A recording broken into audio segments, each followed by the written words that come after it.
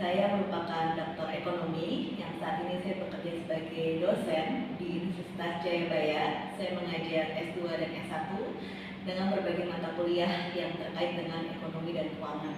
Kita sebenarnya baru saja selesai menghadapi krisis pandemi gitu. Kemudian tiba-tiba kita dihadapkan oleh yang dinamakan dengan resesi global. Nah, sebelum kita lebih lanjut, kita perlu mengetahui apa yang dimaksud dengan resesi. Nah, resesi itu sendiri adalah penurunan aktivitas ekonomi suatu negara secara berturut-turut sebanyak minimal 2 kali. Kemudian apa yang dimaksud resesi global? Itu penurunan aktivitas ekonomi yang terjadi secara global, artinya secara serentak beberapa negara mengalaminya. Nah, resesi global ini terjadi karena adanya penurunan perdagangan internasional. Nah, kemudian kita akan membahas apa sih dampaknya ke Indonesia. Kenapa terjadi resesi global? Karena terjadinya inflasi. Inflasi ini adalah kenaikan harga-harga barang ataupun jasa yang terjadi secara terus-menerus. Nah, inflasi ini kenapa? Ini terjadi karena adanya keterbatasan supply atau keterbatasan barang atau jasa yang disebabkan oleh adanya disrupsi perang. Kebetulan setelah pandemi kita ada perang Rusia dan Ukraina. Itu jujur membatasi pasokan seluruh dunia mengenai bahan bakar dan makanan. Dan hal itulah karena stoknya terbatas sehingga harga-harga barang menjadi naik, sehingga akhirnya timbul inflasi. Kemudian dari timbul inflasi akhirnya pemerintah dan bank sentral di dunia mereka bereaksi dengan menaikkan suku bunga. Nah, kenaikan suku bunga secara serentak ini akhirnya memperlambat kegiatan aktivitas ekonomi hingga akhirnya terjadilah rantai atau dampak beruntun resesi global tadi gitu. Kemudian bagaimana dengan di Indonesia gitu. Nah, di Indonesia ternyata kita tidak menyangka bahwa dengan adanya disrupsi perang, Indonesia dapat mencatatkan surplus neraca perdagangan akibat adanya Rusia kan membatasi ekspornya ke negara-negara lain. Kemudian sedangkan ada kebutuhan mengenai bahan pangan dan mengenai stok energi di mana Indonesia memiliki komoditas tersebut. Akhirnya Indonesia dapat membukukan ekspor yang sangat banyak akibat adanya disrupsi perang tadi, sehingga akhirnya Indonesia sampai dengan September dapat membukukan surplus neraca hingga dengan 4,9 miliar dolar. Nah, terkait tadi adanya ketika lagi keadaan ini kita nggak nyangka ya ternyata akhirnya ada keadaan perang, ada inflasi akibat kenaikan BBM juga, kemudian ada rencana perpindahan ibu kota ke Kalimantan. Nah, di situ kita perlu melihat lagi sampai mana perpindahan ke ibu kota ini dapat merangsang aktivitas ekonomi di masyarakat kita. Apakah bisa berdampak baik ataukah jangan-jangan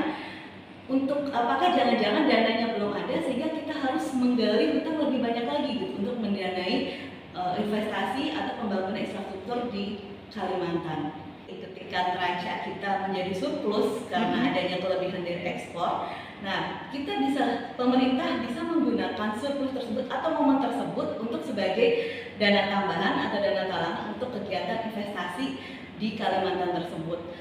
Selain itu, untuk kegiatan investasi di Kalimantan memang ada dua hal ya. Jadi ketika kita ingin menyerap tenaga kerja dan kita melakukan investasi, tentunya ada tenaga kerja terserap di sana. Tapi tentunya pemerintah harus lebih memfokuskan tenaga kerja yang nantinya untuk membangun ibu kota baru di Kalimantan itu harus diprioritaskan kepada tenaga kerja lokal. Dan terutama juga bahan bakunya juga menggunakan bahan baku lokal. Dengan begitu nanti akan meningkatkan aktivitas ekonomi negara kita.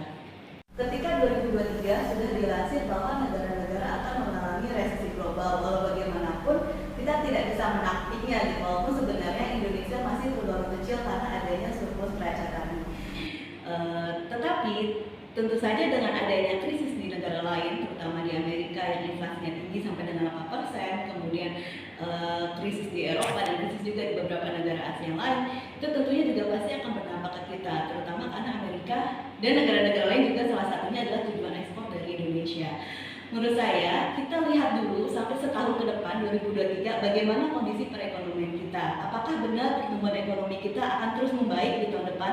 Karena pertumbuhan ekonomi kita alhamdulillah masih positif ya, 5,4% di triwulan 2 2022. Kita lihat dulu sampai 2023 apakah masih membukukan tren positif. Nah, setelah itu baru kita bisa melihat kembali, meninjau kembali apakah kita sudah siap untuk melakukan investasi atau perpindahan ibu kota ke Kalimantan. Menurut saya tunggu setahun, tunggu selama 2023 itu usai dulu. apa sih dampak ekonomi global ini sampai sejauh mana gitu. Sementara tentunya kita sambil menguatkan dari sisi kita sendiri, terutama di UMKM. Karena jujur sebenarnya, kenapa sih Indonesia ini masih tergolong kecil dampaknya sampai sekarang? Apalagi kita sampai menyatakan surplus tidak seperti negara Turki yang inflasinya sampai 80%, Argentina inflasinya sampai 70%. Inflasi kita tercatat masih tercatat 5,9%. Artinya masih di batas wajar, malah lebih tinggi Amerika yang inflasinya mencatat sampai di angka 8-9%. Itu kenapa gitu ya? Kita melihat lagi dari postur pertumbuhan ekonomi kita. Postur pertumbuhan ekonomi kita memang sebagian besar 60% itu ditopang oleh konsumsi rumah tangga. Baru kemudian yang kedua ada rumusnya adalah ada pengeluaran pemerintah, ada investasi, ada ekspor dan impor. Di mana porsi dari ekspor dan impor itu sendiri hanya 24%.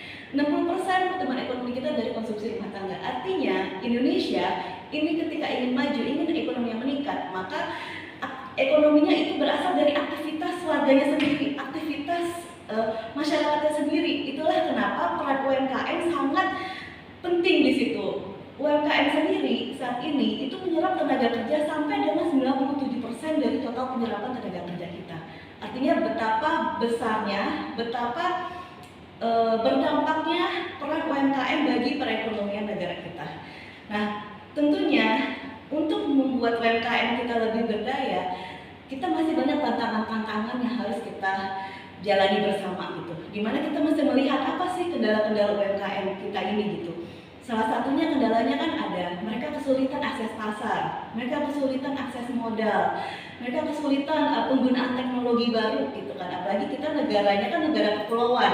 Kita saat ini kekayaan masih berpusat di Pulau Jawa. Jadi kita harus mendistribusi kekayaan tersebut dengan apa? Ya, tentunya dengan bantuan online seperti e-commerce atau marketplace. Nah, itu bisa membantu untuk penyelamatan ekonomi. Nah, di mana si porsi dari marketplace itu kalau bisa ya harus pemerannya adalah si para UMKM ini. Jadi UMKM ini sudah harus memanfaatkan teknologi untuk memaksimalkan keuntungan mereka atau pendapatan mereka, sehingga itu akhirnya nanti akan kembali lagi ke masyarakat kita, kembali lagi ke perekonomian Indonesia. Jadi artinya kita selama ini kuat dengan menggunakan ekonomi kita sendiri dan produk-produk kita sendiri, malah ini menjadi momentum untuk kita ketika negara-negara lain mereka pada anjlok, inflasinya pada meningkat, kita malah akhirnya di saat inilah ternyata kita bisa kok menggunakan alternatif produk-produk dalam negeri sendiri gitu kan, misalkan tas brand sendiri, skincare produk dalam negeri sendiri, ternyata kita bisa gitu. Dan ternyata memang postur kita itu sebanyak 60% itu memang terdapat berasal dari konsumsi rumah tangga, yang artinya dari masyarakat kita sendiri.